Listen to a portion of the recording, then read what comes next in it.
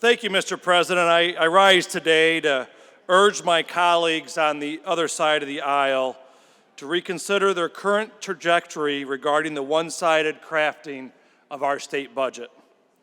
At the beginning of this legislative term, we found ourselves in an unprecedented financial situation, staring at an overall surplus of $9 billion.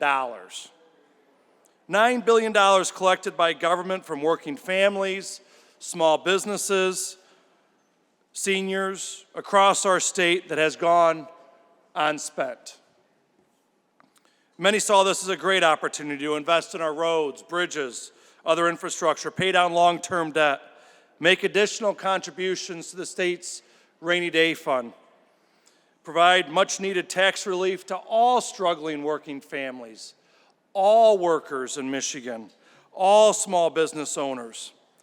And as this Biden economy continues to pummel them with record high inflation and high energy prices, unfortunately the governor took a different route.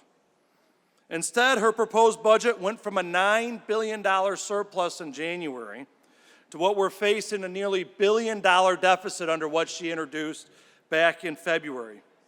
I'm not entirely sure how that is possible, but here we are. Luckily, the governor's proposal is not what we will be adopting.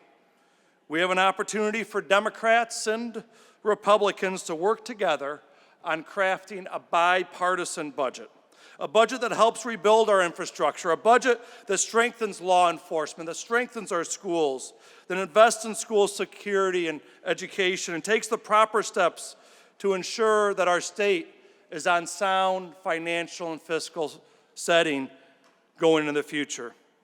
I speak for my Senate Republican colleagues when I say there's a willingness to work together.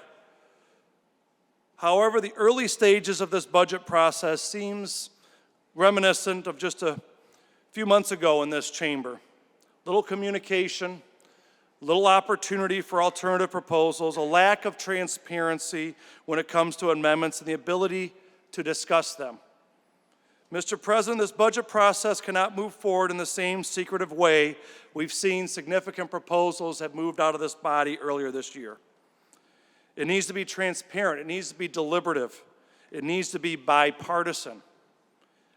I believe, in fact, I know that this can be done, that we can do this together. But more importantly, I believe we need to produce a budget that is sound, that protects our values, that makes sure that we have long-term tax relief for all taxpayers, that rebuilds our roads and bridges, that pays down debt, and actually helps students learn to become prepared for good careers and raise good families here in the state of Michigan.